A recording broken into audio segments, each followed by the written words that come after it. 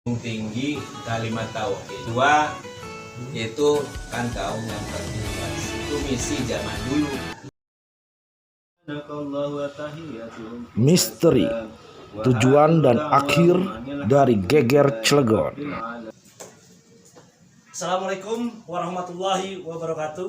Waalaikumsalam. Teman-teman News Cilegon, kali ini saya Dewan alias Dede Irawan ada di sebuah makam seorang pejuang yang begitu legendaris, yaitu Kiai Haji Wasid. Dan kali ini saya ditemani oleh dua orang tokoh sejarah. Yang satu adalah Bambang Irawan sebagai aktivis sejarah, yang satu adalah cucu keempat daripada Kiai Haji Wasid. Teman-teman, kita akan menceritakan di tanggal 29 Juli ya Pak ya, itu terjadi perjuangan terakhir di mana 11 orang gugur di Desa Sumur.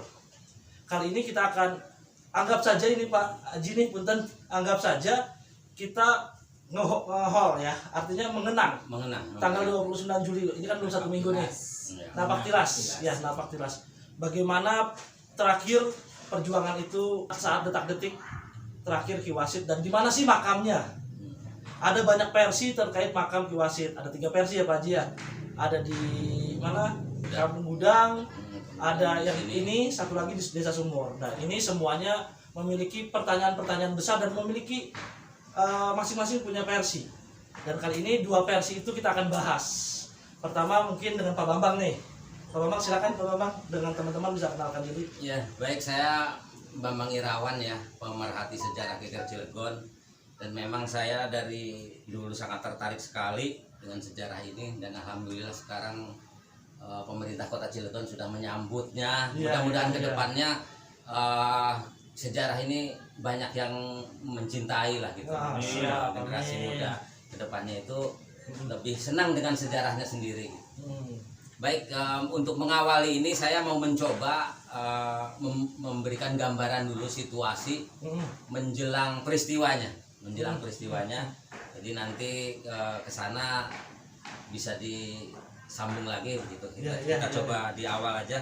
Jadi sebenarnya pada rapat terakhir ya, rapat terakhir itu diadakan di Kaloran Serang.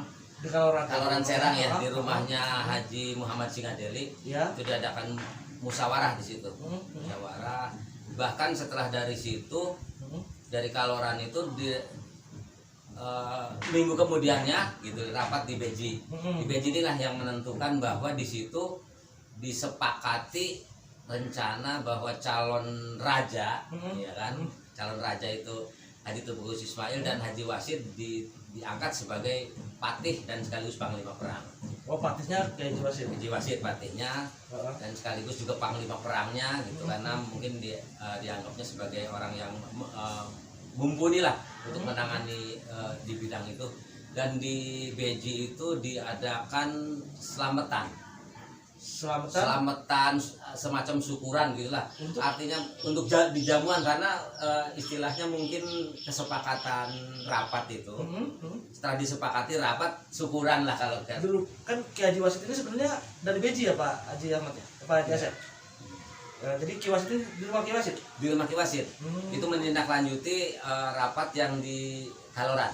Oh siap. Jadi di rumah Ki Wasid di Beji itu, jadi diadakan rapat sekaligus janji suci. Janji suci itu artinya kita ini semua harus menjaga kerahasiaan ini, jangan sampai bocor. Berapa orang itu Pak? Waktu itu kebetulan memang banyak sekali. Justru dari semua wilayah datang. Tapi tidak ingin bocor, tetapi kan yang datang ramai nih Pak Bambang. Maksudnya begini, jangan sampai rencana-rencana ini mau mengadakan penyerangan ini itu tercium oleh pihak Belanda gitu. Jadi bukan, kalau kegiatannya ram-ramaian biasa, nggak apa-apa. Belanda lihat juga nggak apa-apa gitu.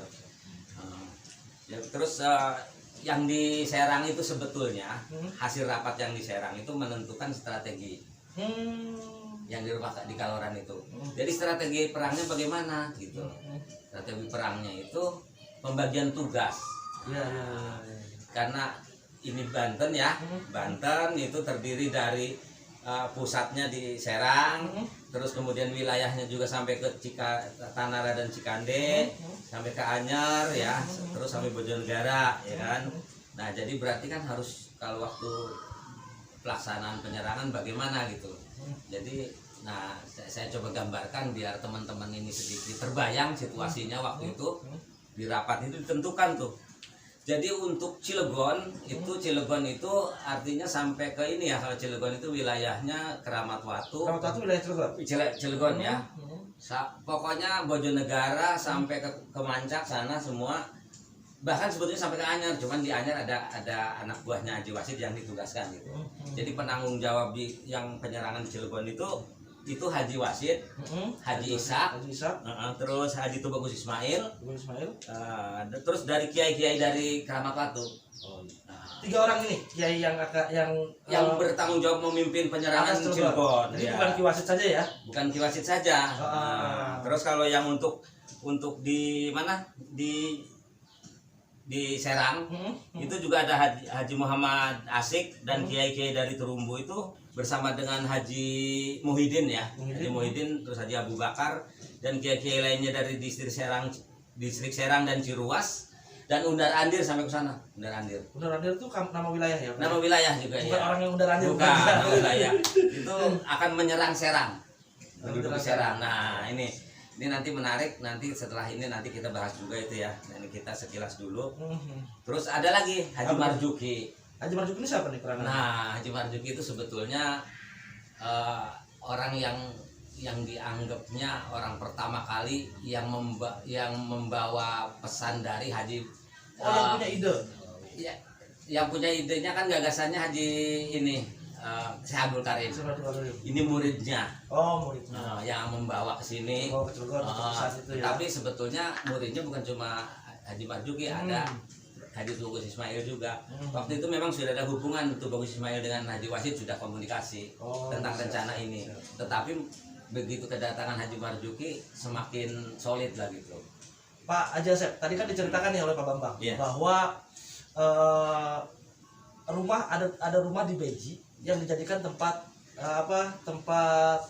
selamatan ya. Iya, rumah itu sampai sekarang masih ada, Pak? Setelah pembakaran kampung Beji oleh Belanda itu sampai saat ini rumah itu sudah tidak ada lagi. Oh, jadi pernah terjadi pembakaran. Bagaimana ceritanya, Pak Bambang? Ya, setelah terjadi peristiwa ini dicari gitu ya. Akhirnya semua yang dicari itu ada gerakan tutup mulut, si Belanda ini kesel. Oh, kesel. Tapi kalau di buku ini itu Sartono alasannya kalau di Beji itu alasannya nggak sengaja. Oh, nggak sengaja terbakar. Kesenggol. Dan memang ada satu rumah Haji Abdul Ghani itu yang anehnya di tengah kampung itu nggak terbakar. Ada muatan politik Belanda atau hanya emang punya kesaktian khusus? Nah, mungkin apa kebetulan, yang penting orang juga bingung lah gitu.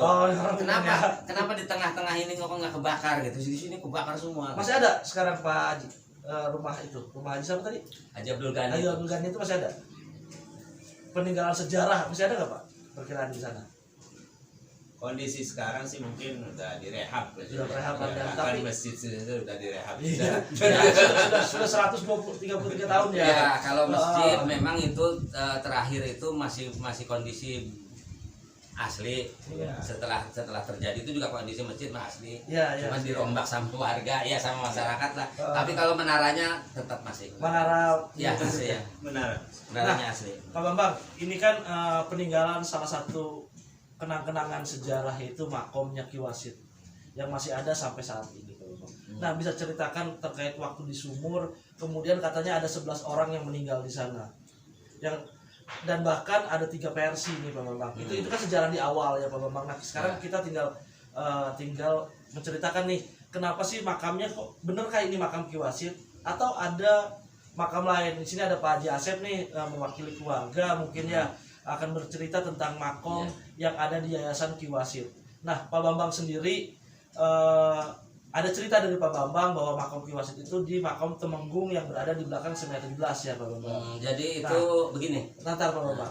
Jadi kita ada juga ternyata makam Ki Wasid itu ada di yayasan.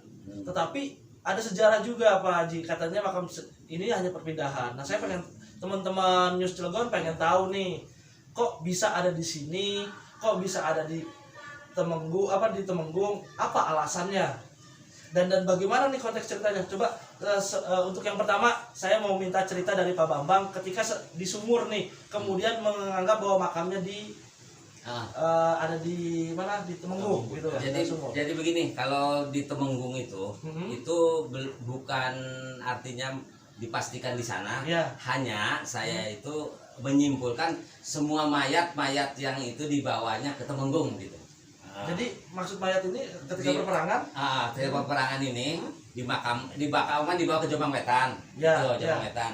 Dan mungkin sebagian dimakamkan di Temenggung, gitu, atau sebagian di tempat lain gitu. Ini kan kita nggak tahu. Ya, nah mungkin atau semua di Temenggung gitu ya Pak? Atau ya? semua di Temenggung, atau di tempat lain. Ada gitu. sejarah yang menceritakan bahwa katanya Pak Bambang punya cerita tuh RT gitu istilahnya, mah di semua rakyat keluar. Oh ya, itu maksud saya gitu. Karena waktu habis peristiwa ini, Jombang Wetan ini kan kosong.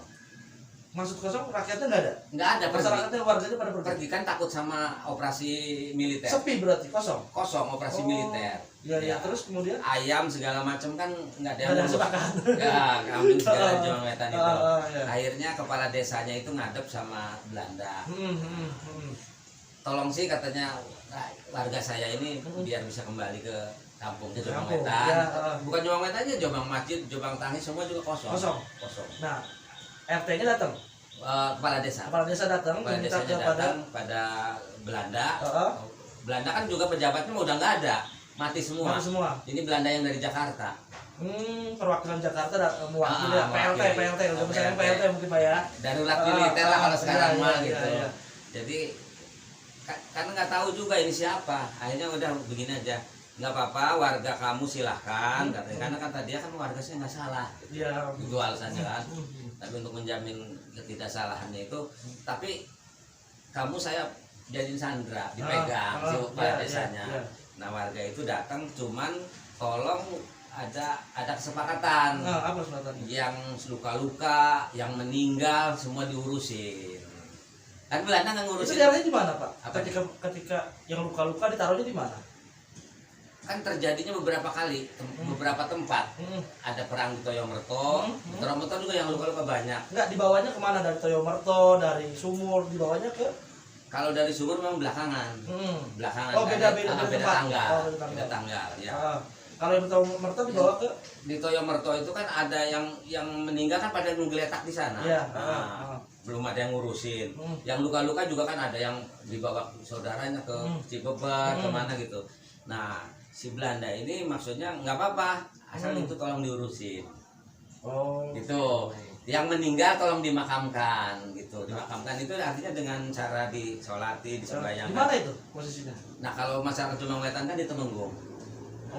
Jadi mayat yang Toyomerto dibawa ke Temenggung semua? Semua dibawa ke Temenggung.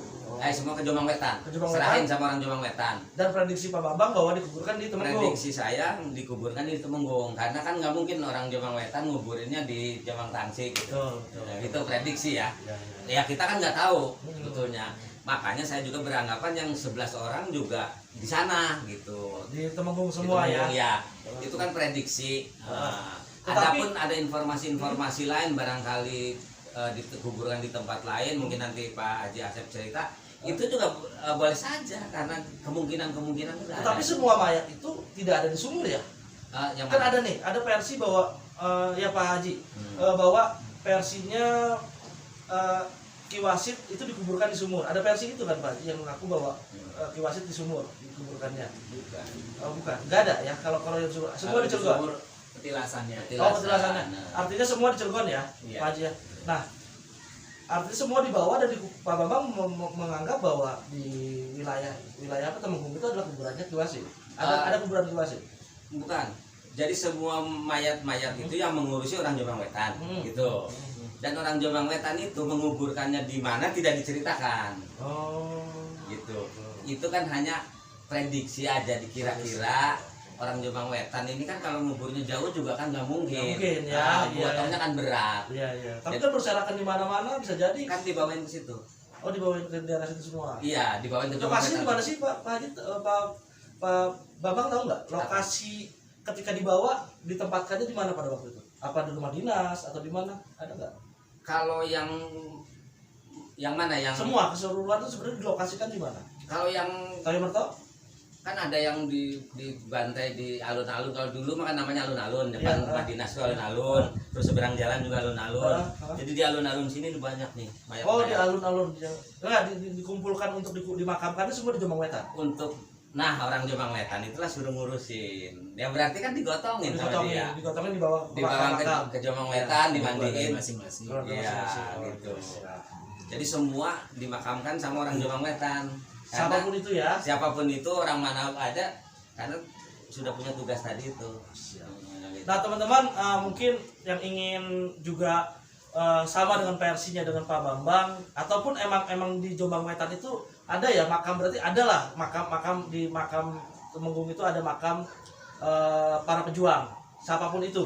Iya, Ya kan? iya. Mungkin siapapun itu dimakamkan di Temenggung. Kalau teman-teman mungkin orang bilang wisata religi, Yus Cilegon beda, wisata perjuangan. Artinya bagaimana kita mengenang perjuangan para pejuang yang ingin berziarah, mungkin bisa datang ke tempat itu. Dan Pak Haji Asep, ini kan makam Ki Wasid, tetapi ada sejarah yang sungguh semua orang banyak yang nggak tahu di sejarah bahwa ini adalah makam perpindahan. Bisa ceritakan Pak Haji Asep, seperti apa sih sebenarnya sejarah bisa sampai ke makam ini di yayasan yang konon katanya ada di depan atau di Kampung Gudang ya namanya, Kampung Gudang di depan toko semi. Kita nggak iklan toko semi, cuman emang karena bertepatan, posisinya bertepatan di depan itu ada makam keluarga juga di situ. Nah ini gimana ceritanya? Kok bisa sampai makam itu? Ya kita tadi udah jarah ya sebelum kita ini kesini, kita juga sudah tawasul.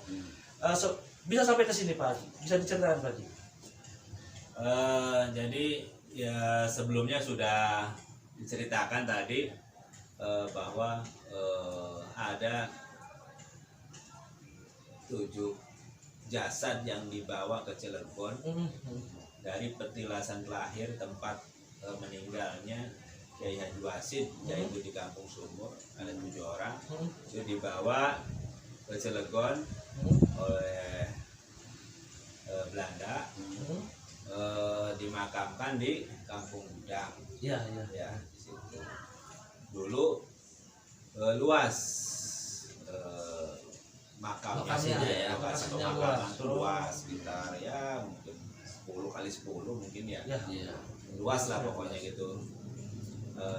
Karena ada pelebaran jalan yang tadinya 1 jalur dibuat 2 jalur, maka mau nggak mau harus makam ini terkena pelebaran jalan. Jadi dari ahli waris secara ikhlas dan sukarela memindahkan makam Ki Wasid khususnya yang kebetulan posisinya di paling pinggir di komplek pemakaman itu, secara simbolis. Artinya itu makam itu tidak dikeduk sampai bawah, tidak digali sampai bawah, tapi diambil sebagian dari tanahnya itu kemudian dipindahkan ke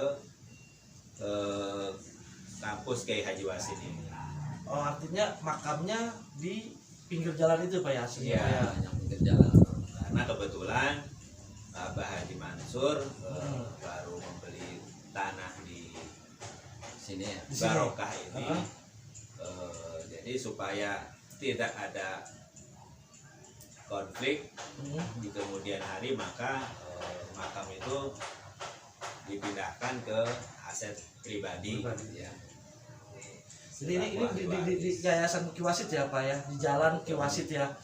Mungkin teman-teman yang pengen tahu makam Ki Wasid pejuang Kota Cilegon itu di Yayasan Ki Wasid, tepatnya di samping pasar Barokah ya.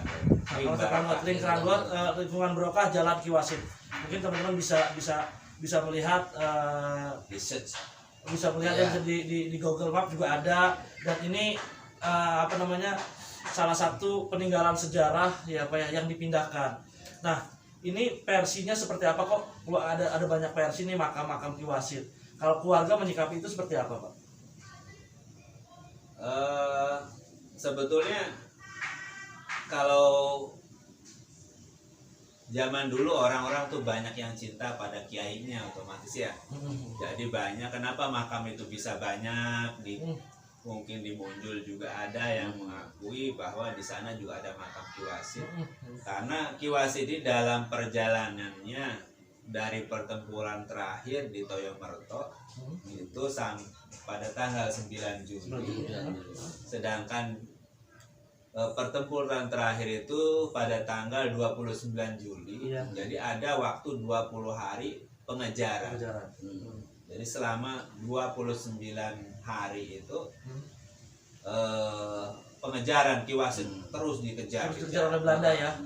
Kemudian ada informasi di kampung Munjul, di sana pun bahwa Ki Wasid ada di sana gitu. Iya. Kemudian Belanda dikejar-ngejar ke sana. Timbul lagi pertempuran yang awal 17 orang yang mengawal Ki Wasid. Di Munjul itu timbul pertempuran lagi, tersisa lagi 14 orang. Mundur lagi sampai ke Sumur gitu kan. Jadi setiap ada pertanyaan dari Belanda, Ki Wasid mana? Saya Ki Wasid. Oh, jadi ada kecintaan terhadap Ki Wasid ya. Betul lah. Jadi langsung siapa yang mengaku Ki Wasid langsung dibunuh saat itu juga. Itu dianggap Ki Wasid akhirnya. Akhirnya masyarakat mempercayai bahwa yang dibunuh itu Ki Wasid gitu. Makanya makam bisa banyak dari satu. Itu hanya mungkin kecintaan kepada kiai, melindungi kiainya ya. Siap. Nah, Pak Bambang sendiri konteks ketika perang itu seperti apa sih Pak? Melihat dari buku nih, apakah sedramatis yang dibayangkan dengan perang-perang atau kejar-kejarannya seperti apa? Kemana aja sih rute perjalanan Ki Wasid nih? Ya seperti yang sudah digambarkan oleh Pak Asep itu ya. Situasinya hampir seperti itulah, gitu. Artinya si Belanda itu dibikin stres. Dalam waktu 20 hari tadi? Dalam waktu 20 hari, apalagi dalam waktu minggu pertama aja dari tanggal 9, 10, 11, 12 sampai tanggal 17 itu sudah dibikin stres. Kenapa? Dia begitu menurunkan banyak pasukan nih. Bahkan di sini ada yang satu pasukan itu dipimpin oleh Kapten De Brouw. Nama kaptennya itu Kapten De Brouw. Itu juga ada lagi yang dipimpin oleh Kapten Hogel. Pasukannya banyak sekali. Itu mengejar satu tempat aja. Mengejar satu tempat dengan dua kapten. Dengan dua pasukan. Iya, kaptennya dua kapten. Nah, itu yang dikejar waktu itu karena baru malam jam 10. Malamnya tanggal 9 kan malam. Iya. Itu Haji Wasid masih ada posisi di alun-alun. Di alun-alun Cilegon. Alun-alun Cilegon. Ya sekarang masjid Agung itu ya Pak ya, sampingnya. Yang sekarang jadi Masjid Agung lah gitu ya, jadi taman Masjid Agung kota ya. itu ya. Iya. Jadi malam tuh Haji Wasid masih di situ, belum kemana-mana. Tapi tentara sudah di situ juga. Udah mengepung juga berbaur di situ. Tapi nggak ketangkep? Nggak ketangkep ya karena memang ya kan nggak tahu ini yang siapa. Iya. Kan nggak tahu. Orang dia kan dari Jakarta. Dari Batavia. Yang dari Cilegon sudah habis. Yang Cilegon mah sudah habis gitu. Pasukan Cilegon sudah habis ya, Pak ya? Sudah habis. Itu pasukan bantuan. Bantuan dari Serang dan dari Batavia. Nah, jadi mereka juga malah berlindung ke penjara gitu, nyumput gitu. Jadi sama-sama apa ya, menjaga jarak. Barangkali si tentara juga masuk di penjara gitu, berlindung gitu. Nah, Haji Wasid dan kawan-kawan juga di alun-alun begitu itu malam. Nah, ternyata pagi-paginya itu sekitar tanggal ini 10, ya 10. Tanggal 11-nya itu. 11. Nah, tanggal 11-nya itu sudah di Kaligandu. Kaligandu. Tegalwangi, Grogol, Purwakarta. Purwakarta ya. Purwakarta. Jadi tanggal 11 itu. Sempat ke Kaligandu. Nginep dulu malam kan dari sini malam ya. Malam dari situ kan dari alun-alun. Malam langsung ke Kaligandu ke rumah Haji Nasiman. Iya. Di situ ngobrol juga. Itu sudah ada pencarian itu. Pasukan-pasukan itu sudah pencarian terus gitu. Nggak ketemu, justru mereka mencarinya ke arah Bojonegara sana gitu. Sampai pulang mungkin ke mana, ke Beji. Iya, karena memang informasinya yang diterima itu Haji Wasid itu akan pulang ke Beji. Makanya Beji diincar yang dua anggota pasukan itu. Yang sama Kapten apa tadi De Brouw ya. Nah, Pak Mas stop. Saya ingin bertanya kepada cucu daripada Ki Wasid. Pada waktu itu kondisi cerita dari mungkin dari nenek-neneknya. Kondisi keluarga ketika Ki Wasid sedang dicari. Itu apakah posisi di rumah atau ngumpet? Kalau cerita dari nenek-nenek dulu, Pak. Ada nggak cerita? Pernah mendengar cerita itu nggak, Pak? Ya setelah pertempuran itu sempat pulang juga ke rumah. Ki Wasid sempat pulang? Iya. Heeh. Karena untuk membawa perbekalan mungkin ya. Ya. Artinya sudah Ki Wasid itu sudah membayangkan apa resiko dari pertempuran ini. Akhirnya pulang ke rumah untuk pamit Sama keluarga. ngambil perbekalan, kemudian pergi lagi. Nah, keluarga waktu itu ikut nyumput atau tetap di rumah? Tetap di rumah. Tetap di rumah, tidak ada yang berubah sama sekali. Artinya ketegangan nyumput atau lain nggak ada, Pak ya? Nggak ada. Artinya tetap di rumah. Teman-teman ketika bisa membayangkan lah ya bagaimana suasana ketika Ki Wasid pejuang Geger Cilegon ini membela kota Cilegon, kemudian keluarga yang ditinggalkan sudah siap nih dengan resikonya ya pada waktu itu. Pak Bambang bisa lanjut, Pak Bambang, dari mana tadi? Dari Ya tadi kan diceritakan pulang mengambil perbekalan. Jadi itu cuma sebentar karena memang sudah tahu Haji Wasid sudah tahu akan dikejar gitu. Iya. Dan mungkin juga ketemu barangkali di jalan juga sebetulnya ya. Ketemu juga ketemu orang di situ-situ daerahnya. Iya. Cuman Haji Wasid ke Gunung Gede dulu. Ke Gunung Oh, Gede. sempat ke Gunung Gede di Bojonegara. Bojonegara di Gunung Gede. Nah, maksudnya nanti mau bertahan di sana. Iya. Tapi diperhitungkan juga kayaknya nggak mungkin. Karena memang akhirnya si rombongan tadi Kapten Debrau itu masuk ke Beji ya sebelum ngebakar tuh Beji. Itu muternya dari belakang katanya, harusnya dari lurus dulu ke Gunung Santi lewat. Belok kiri ke Beji. Tapi ini enggak, muter dari sebelum Gunung Santri muter dulu gitu dari belakang untuk menyisir ini ya operasi militer ya, mungkin sambil mencari barangkali ada di belakang gitu karena diperkirakan nggak mungkin. Nah, itu Ki Wasid sendirian atau ada yang lain? Itu masih banyak di situ tuh, masih 40 orang. Oh, 40 orang yang ikut Ki Wasid bareng-bareng. Iya, masih sampai di Gunung Gede itu turun paginya, turun itu ke kalau sekarang KDL Pak Ji. KDL mana? Kan dulu kan kampung di sana kan kampung itu di KS itu. Dari KS kan ya. dari Gunung Gede turun ke kampung itu. Itu sempat bermalam. Oh, di daerah situ sempat bermalam. Sempat bermalam di situ, itu sebetulnya tanggal 14 itu. Tanggal 14 Juli. Nah, cuman informasinya yang diterima sama pasukan-pasukan ini arahnya nggak ke situ. Nah, justru tanggal 17 baru dikasih tahu si Belanda ini tuh Haji Wasid ada di sana. Ya kalau sekarang gambarnya KDL lah gitu. KDL karena di sini namanya Muara Kali Kerenceng. Muara Kali Kerenceng itu ada kali. Oh, itu. ada di buku itu ada tulisan Muara Kali Kerenceng di situ. Tuh saya perkirakan masuknya ke KDL tuh di situ. Turun di situ. Nah, bermalam dan bekal-bekalnya masih ketinggalan di situ, apa nggak sengaja dibawa atau apa? Ada bekal-bekalnya. Bekal-bekalnya itu ada sebagian nggak dibawa. Ya mungkin yang lain juga sudah bawa bekal kali berat gitu. Jadi lo langsung tergesa-gesa berangkat mau ke Desa Sumur itu tadi gitu. Kenapa mengincar Desa Sumur, Pak Bambang? Ada nggak diceritakan kenapa kok tujuannya malah Desa Sumur? Karena, apa ada tujuan lain nyumputnya itu tujuannya emang mau ke Desa Sumur nyumputnya? Kan di sini Serang sudah dikuasai. Oh, tinggal Sumur yang bahkan keluar dari ya kalau sekarang komplek KS lah ya. Kalau dulu kan itu apa namanya Citangkil ya. Citangkil, Kedung Kemiri dulu namanya gitu. Saya juga nggak begitu hafal, tetapi sekarang komplek KS saja. Keluar dari komplek KS itu dari Latinusa Kerenceng itu. Haji Wasid itu sempat ke arah sini ke Cilegon. Padahal di sini ini sudah tentara. Iya, gitu. Tapi, jadi yang aman cuma Sumur doang ya. Akhirnya makanya dia belok ke Kerenceng ke Kabudenok. Ke Kabudenok langsung ke Sumur. Ya, arah mau ke Sumurnya lewat Kabudenok dulu. Ke sana karena menghindari kalau ke sini kan pasti ketangkap gitu.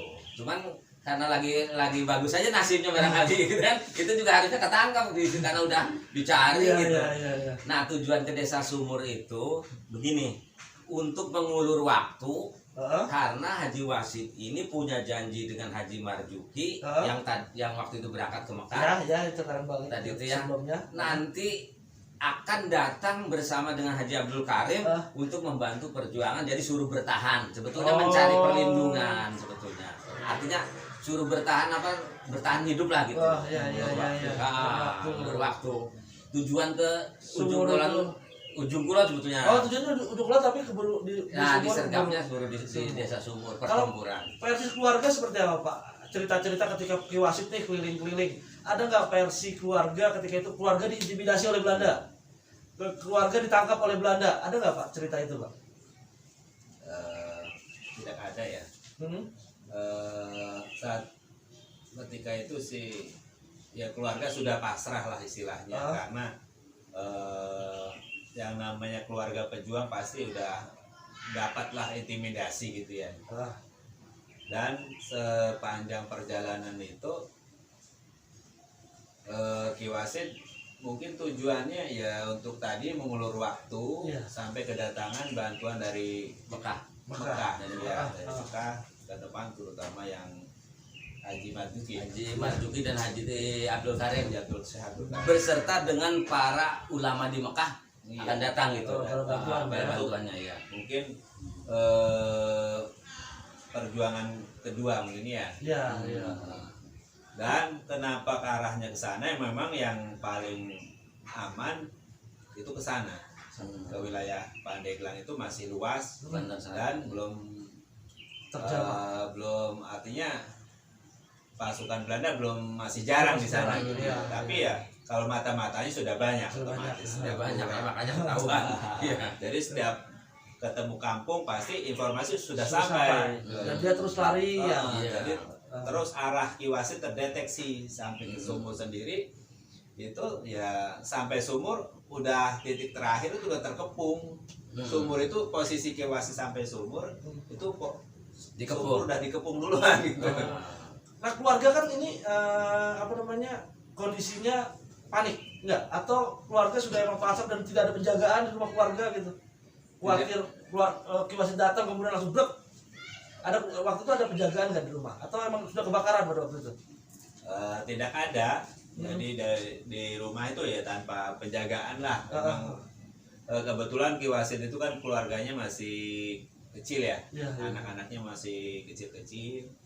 Jadi ya mungkin belum bisa diberi pesan apa-apa gitu ya. Jadi ya cukuplah. Hanya Ki Wasid juga menghindari itu sebetulnya, menghindari keluarga ya, menyelamatkan keluarga ya. Nah, jadi lebih baik Belandanya fokus ke Ki Wasid karena keluarganya masih waktu itu anaknya Ki Wasid umur berapa, Pak? Waktu itu mungkin sekitar 5 tahun lah. Cerita dari orang tua 5 tahun ya anak-anaknya ya. Nah, kalau Pak Bambang sendiri, nah ketika kan ini terus berlari ya Pak Bambang. Nah, puncak terakhir di tanggal 29 ketegangannya kok bisa sampai kena? Jadi saya tambahin dulu yang keluarga tadi ya gimana. Jadi mungkin Haji Wasid itu ke situ dulu malam gitu ya. Terus si tentara Belanda muternya ke sini nggak langsung menyerang. Malah dia berhenti di sawah-sawah situ sembunyi gitu. Berhentinya nyerang itu jam 7 pagi, jam 6 pagi. Oh, sempat rumah sempat diserang? Iya, kampung Beji itu diserang jam 6 pagi. Jam 6 pagi itu orang-orang tua, orang-orang yang masih muda, yang ibu-ibu yang masih sehat, anak-anak nggak ada. Adanya itu hanya orang-orang tua yang udah nggak bisa, yang pada kemana tuh? Mungkin udah dikasih tahu sama Haji Wasid nanti pergi. Terus lampunya juga masih pada ini nyala, berarti kan baru pada pergi gitu. Mungkin habis subuh lah barangkali itu ya. Bareng dengan Ki Wasid mungkin perginya ya? Ya mungkin bareng dengan Ki Wasid, tapi Ki Wasid makan udah sama kelompoknya. Kelompok pejuang. Kelompok pejuangnya langsung ke Gunung Gede, langsung ke ini dulu sebelum ke itu ke KDL itu ke rumahnya Haji Madani dulu di Ciurekulon.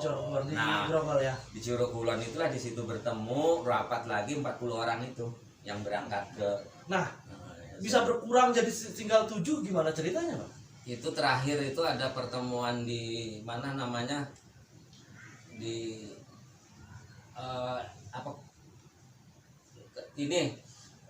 Waringin Kurung tuh ada. Oh, sempat balik ke Waringin? Lewatnya kan dari belakang. Oh, lewatnya ke Sumur itu dari Kerenceng itu ke Bodenok terus kan ke Waringin tuh sana. Siap. Waringin. Nah, di sana disitulah kata Haji Tubagus Ismail, kita ini apakah mau terus bergerilya atau kita serang aja sekalian mati syahid, sekalian mati, bukan mati syahid malah menyebutnya, sekalian gugur sebagai pahlawan katanya tuh. Gitu. Jadi kalau gugur itu, Haji Wasid gugur itu udah dicap pahlawan karena sudah disitulah sudah ditentukan gugur sebagai pahlawan. pahlawan Gitu itu sudah yang ngomong kan raja.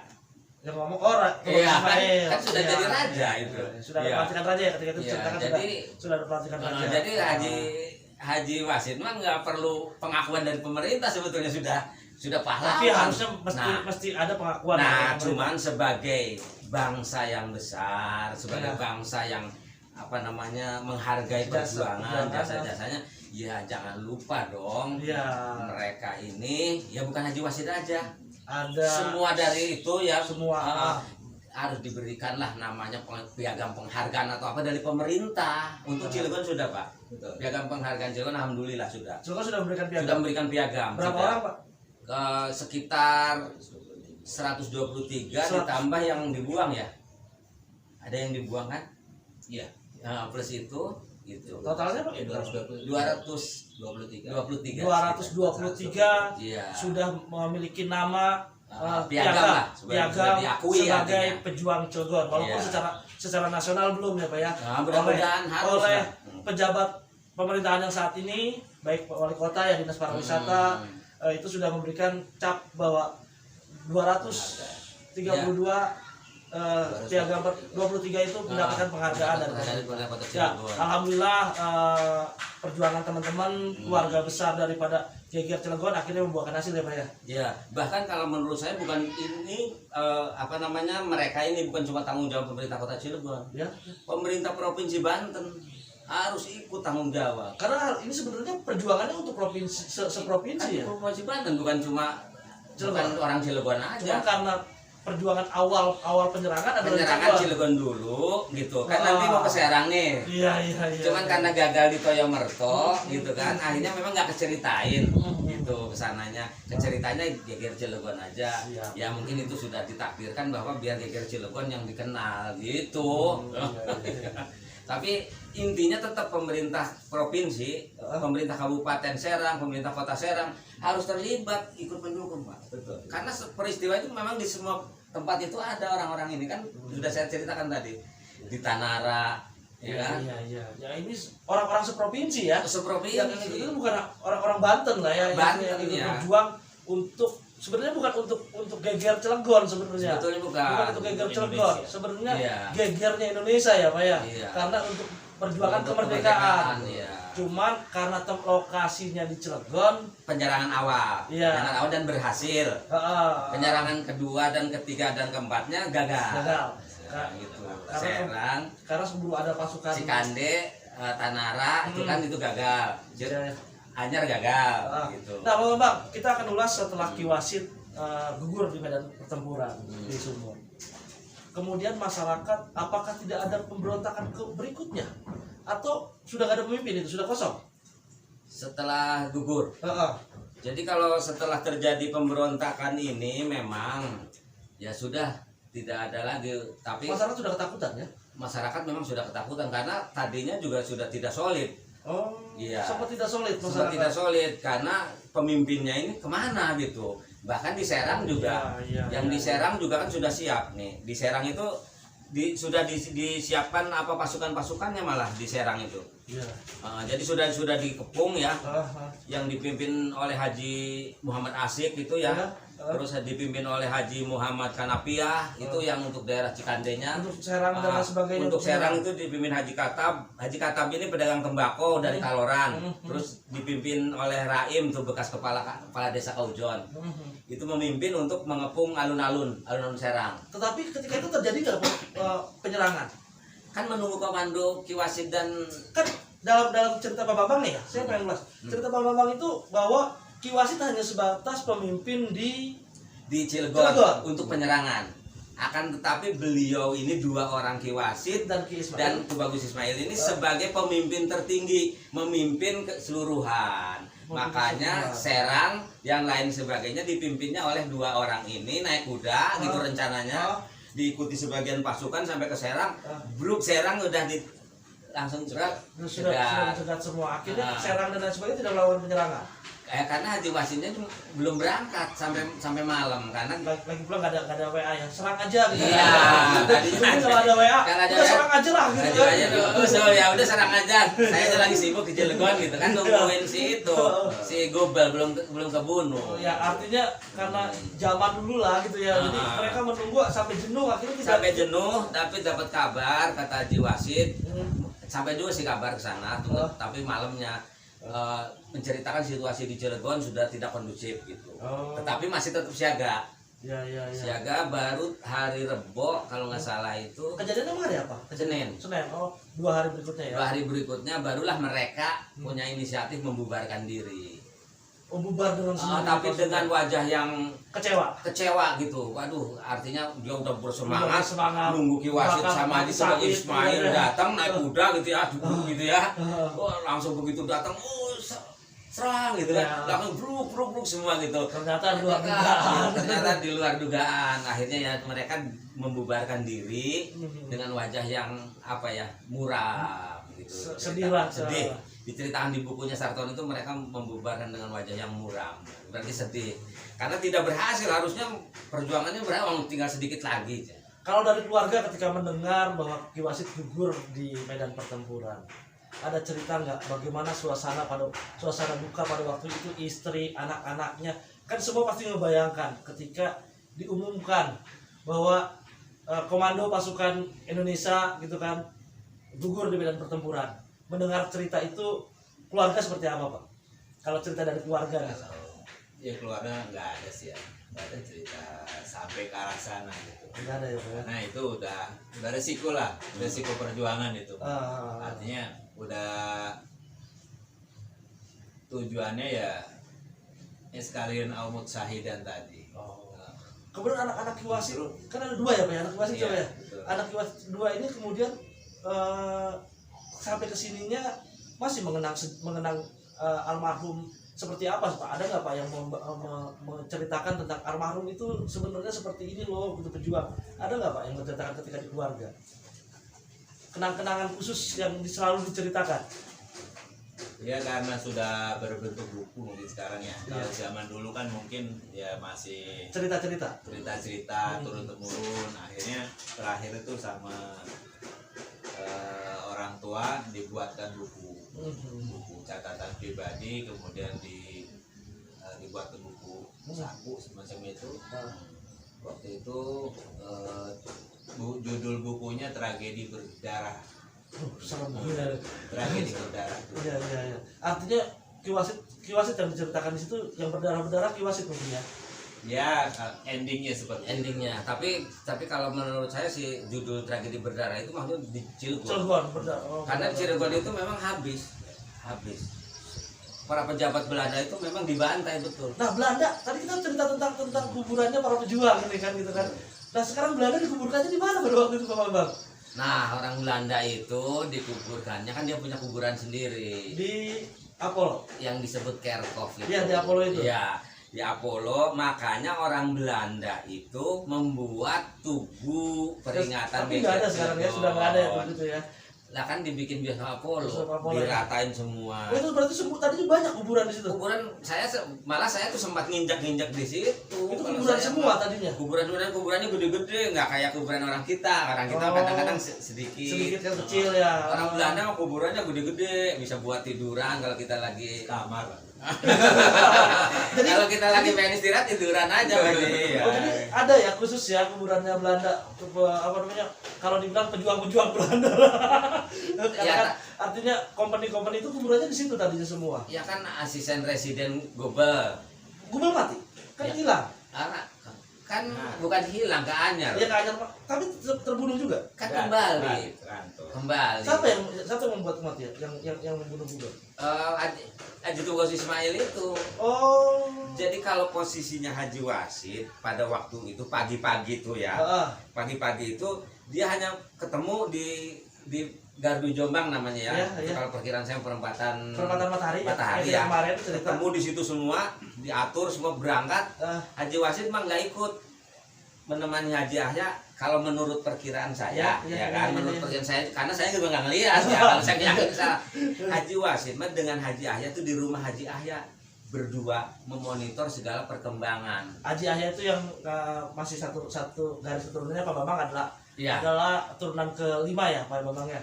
Kalau menurut silsilah gitu ya, saya itu turunan kelima. Nah, kebenaran pada waktu tanggal 9 Juli Ki Wasid dan Ki Yahya. 9 Juli itu Haji Wasid dan Haji Yahya mah di Monitor. rumah itu memonitor yang menyerang penjara kan dipimpin oleh Lurah Jasim ya. Yang menyerang rumah asisten residen kan Haji Tubagus Ismail. Yang menyerang penjara kan Haji Abdul Ghani sama Haji Usman dari Tunggak. Nah, kalau ini kan enggak. Oh, berdua aja. Ini sebenarnya ini udah sama kayak seperti dulu nih ya Pak ya. Turunannya Ki Wasid, turunan Ki Haji Yahya gitu kan. Cuman ada komentator di sini. Ada komentator dan bahkan begini. Kalau saya mendapatkan informasi ya memang itu perlu diklarifikasi lagi. Tetapi kalau secara hitung-hitungannya logika akal ketemu. Jadi Haji Wasid itu justru murid kesayangannya Haji Yahya. Haji Yahya. Terus kebetulan pernah abahnya ini cerita bahwa Haji Wasid itu muridnya Ki Yahya katanya gitu. Tapi yang dimaksud Ki Wakia gitu. Yaitu namanya juga kan cerita turun temurun. Tapi ya boleh jadi. Kenapa Haji Wasid nggak boleh ikut-ikutan ke situ? Harus menemani Haji Yahya. Karena ya udah kamu di sini aja. Yang penting udah ada yang kan udah banyak yang perang. Nah, Gubles pada waktu mati seperti apa? Kan dia di Anyer nih. Kenapa perang itu akhirnya putus asa waktu di cerita sebelumnya? Karena Gubles di Anyer. Mbak pulang jam berapa itu? Jam 10 itu Gubles itu baru ngedengar bahwa anaknya sudah dibunuh. Anaknya sudah dibunuh dari siapa ya? Dari kokinya. Kokinya kan banyak. Kan cukup kan 2 jam kali jalan kaki mah gitu. Hanya ngasih tahu Gubles, akhirnya Gublesnya kalap. Udah dikasih tahu udah nggak usah ke Anyer, usah ke Cilegon karena di Cilegon sudah dikuasai, nggak bisa. Udah di sini aja. Enggak katanya kalau anak saya udah mati saya juga menikmati gitu.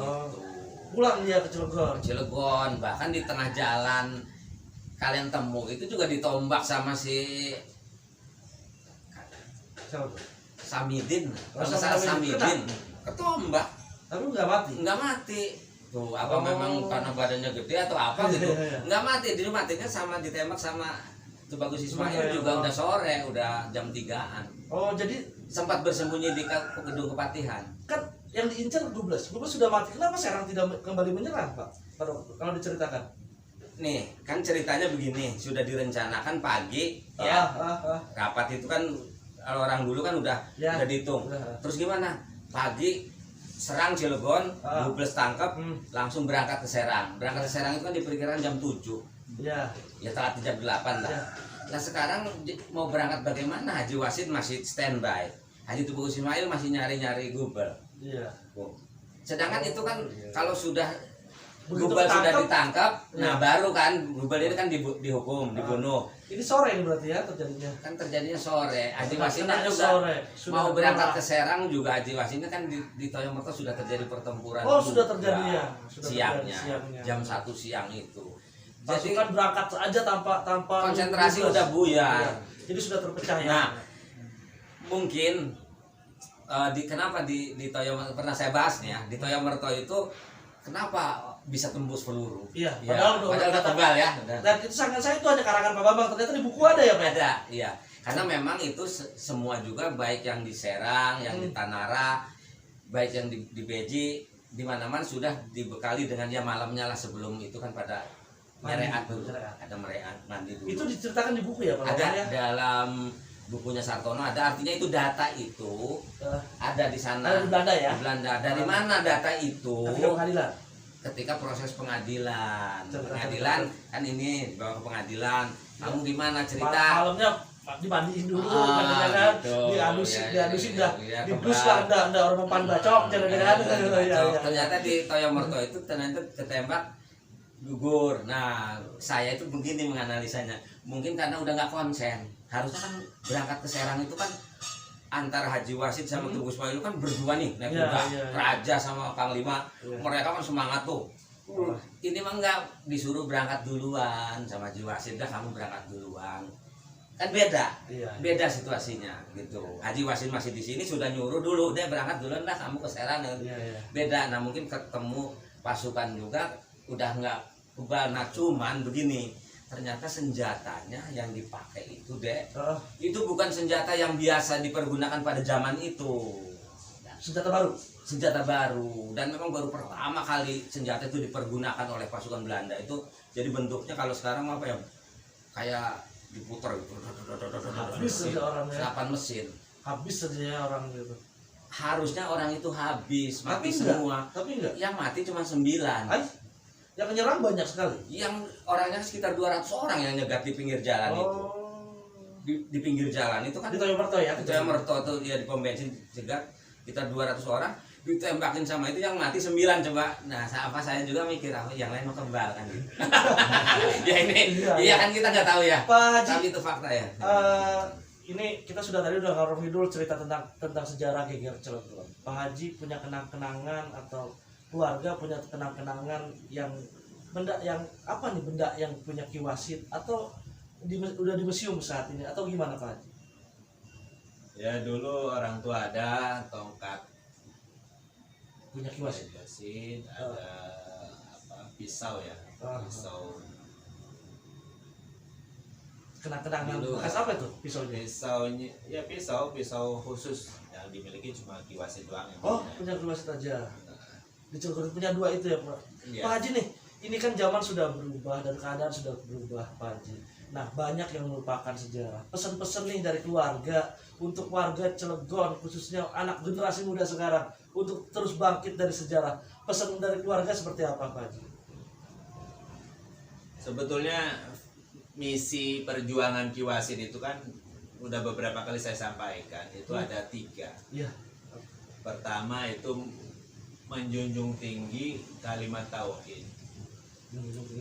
Iya. Ya. Itu tujuan ada meningkat kalimat tauhid. Iya. Ya kan. Yang kedua itu melaksanakan syariat Islam. Ya kan? Yang ketiga adalah memperjuangkan kaum yang tertindas. Itu misi zaman dulu, Iya, iya, ya kan. Mungkin kalau saat ini perlu diterjemahkan, Iya. khususnya misi yang ketiga, Iya. yaitu membela kaum yang tertindas. Kalau zaman sekarang mungkin yang tertindas itu seperti apa gitu. Kalau dulu tertindas emang penjajah, dulu menindas kan gitu ya.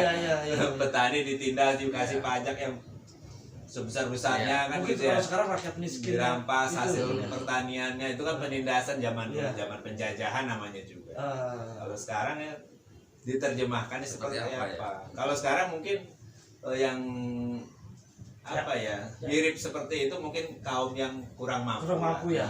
Iya, Harus dibantu. mungkin itu harus kita ya harus gotong royong membantu orang-orang yang kurang mampu lah. Ya, siap. Mungkin terjemahan poin yang ketiga tadi dari misinya Ki Wasid. Artinya sampai saat ini kita masih belum ya Pak Haji ya, Iya. amanah daripada pejuang kita masih belum bisa diterapkan ya Pak Haji ya. Mudah-mudahan nih Pak Haji, mungkin banyak juga yang melupakan tentang Amin. apa sih cita-citanya Ki Wasid sebenarnya untuk perjuangan terhadap bangsa, terhadap Cilegon gitu kan ya. Makanya Masih Cilegon belum- ini kan harus dikembalikan kepada hitohnya. Ya, ya. Hitohnya perjuangan misi-misinya Kiai Haji Wasid Ya. dulu. Kebetulan ya wali kota yang sekarang Ada Salah ya. satu temen cucunya ya, cicitnya ya. Ada keturunannya juga Keturunannya ya. adalah daripada salah satu pejuang ya, Ki Iya. Haji Asatowil ya. Asatowil ya. Ya. Mudah-mudahan ini bisa menjadi yang Titik visi awal. misinya visi misinya Pak Heldi itu sama dengan visi misi perjuangan ya Pak ya. Amin. Mudah-mudahan itu ya. Artinya ini niatan pejuang kita Ki Haji Wasid dan teman-teman, ribuan orang ya Pak Haji ya. Iya, Ribuan orang yang gugur pada waktu itu di tanggal 9 Juli. Mudah-mudahan di misi-misi saat ini di 133 ya Pak. Ya. 133 tahun yang lalu. Mungkin kalau yang gugur peperangan mah nggak ribuan, cuman yang turut terlibat dalam peristiwa itu ribuan. Nah, yang gugur makan beberapa aja ya. Ya. Mudah-mudahan bisa diterapkan dan anak muda sekarang yang konon katanya milenial masih bisa tidak berjuangnya Pak Haji. Bukan untuk berjuang seperti Ki Wasit kemudian mati, bukan. Tetapi bagaimana berjuang, niatan perjuangan setelah kemerdekaan itu bisa diterapkan yang tiga tadi ya kan, dengan cara ya ini kita mengingat sejarah. Makanya News Cilegon kenapa ada konten yang mengisi tentang sejarah ini, supaya mengingatkan kepada generasi penerus bahwa sejarah itu adalah hal yang adanya sejarah ya adanya kita saat ini Pak Haji sebetulnya. Iya. Tanpa adanya perjuangan para pejuang ini, para Ki Wasit yang saat ini ada di hadapan kita nih, gitu ya kan, sudah dalam bentuk batu nisan gitu. Itu mengingat kembali ya Pak Haji ya. Itu bukan Pak Haji. Ya. Ya.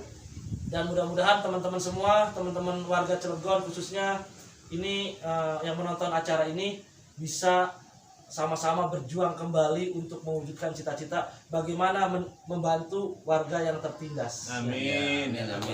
Oke, itu teman-teman dari kami News Cilegon dan dua narasumber kita yang fokus. Bahkan Pak Bambang adalah orang yang dari tahun 2014 ya Pak Bambang ya. Bagaimana ini terus berjuang untuk Geger Cilegon. Mungkin keluarga pun dari Ki Wasit, Yayasan Ki Wasit dulu berdiri tahun berapa dulu Pak Haji? Yayasan Ki Wasit 1988 sudah berdiri. Berdiri di sini. Kalau pertama kali di Jombang. Di Jombang tahun berapa Pak? Mungkin ya 80-an. 80-an ya. 88 Aku pindah di sini. Pindah sini 88. 88 Yayasan Ki Wasit. Saat ini Yayasan Ki Wasit katanya ada juga untuk kebudayaan silatnya ya Pak Haji ya. Iya. Setiap hari Minggu latihan silat ya. Hari Minggu jam 4 sore. Ya, sekarang ada dulu mungkin ada SMA, sekarang terfokus kepada apa Haji sekarang nih Yayasan Ki Wasit? TK dan SD. Ya. Kita mulai dari dasar lagi. Ya, Ya. gitu. Mudah-mudahan Yayasan Ki Wasit juga ke depan akan lebih baik, lebih baik mencetak generasi muda yang selalu mengingat sejarah. Amin. Ya karena sekolahannya juga dekat dengan makomnya Betul. pejuang ya Pak Haji. Mudah-mudahan itu dan Inspirasi. di akhir mungkin Pak Bambang bisa tambah sedikit masukan buat warga Cilegon. Ya, seperti yang diceritakan Haji Asep tadi, bagaimana Haji Wasit itu membela gitu, membela. Jadi pada saat itu yang jelas terlihat di dalam buku ini diceritakan bahwa di waktu ada beberapa orang yang ditanya itu di pengadilan itu, dia jawab, saya ikutnya itu memang karena memperjuangkan Haji Wasit yang bertujuan untuk mendirikan sebuah kerajaan, Ya. dan setelah itu rakyat hidup bahagia karena tidak dikenakan pajak. Oh, Jadi Haji Wasit itu menghilangkan pajak tujuannya. kalau zaman sekarang mah Jangan kampanye. sekarang mah bukan itu. Kampanye. Artinya pajak mah nggak bisa dihilangkan, tetapi bagaimana masyarakat Cilegonnya biar sejahtera gitu Pak Haji ya. Kalau kalau pajak mah nggak bisa dihilangkan. Kalau Pak Haji Wasit memang dulu ya menghilangkan pajak. Itu janji politik ketika kampanye gitu ya Pak Haji ya. Iya, tapi keburu gagal. Iya. gagal. Mudah-mudahan wali kota yang sekarang bisa diwujudkan cita-cita dan janjinya iya. bahwa akan mensejahterakan masyarakat Cilegon. Amin. Ya, Amin, itu ya Pak Bambang ya. Iya, Pak Haji untuk Asep. melanjutkan perjuangan Haji Wasit itu di Iya. Cilegon, iya betul. Oke teman-teman, Ya. mungkin itu sekelumit tentang mencari jejak makom Ki Wasit, dan nanti Pak Bambang kita akan ke penasaran teman-teman dari tadi ngomongin Toyo Merto. Toyo Merto ya. Kita nanti akan dilihat ya. akan ke Toyo Merto teman-teman. Seperti apa sih? Di mana sih lokasinya? Tadi disebutkan pom bensin. Pom bensin yang mana? Nanti kita akan mencari titik banyak korban di situ, dan bahkan Belanda serang-serangannya di situ. Itu sebenarnya puncak perperangan ya. Puncak peperangan sebetulnya di Di situ. situ. Karena kalau waktu di Cilegon mah kan diserang, Iya. tidak ada perlawanan, Iya. langsung digeriyak Ya, ya. kalau di situ saling adu perang, Di situ perang, ya. antara Belanda dan Iya. bangsa kita. Oke teman-teman, terima kasih dari saya. Assalamualaikum warahmatullahi wabarakatuh.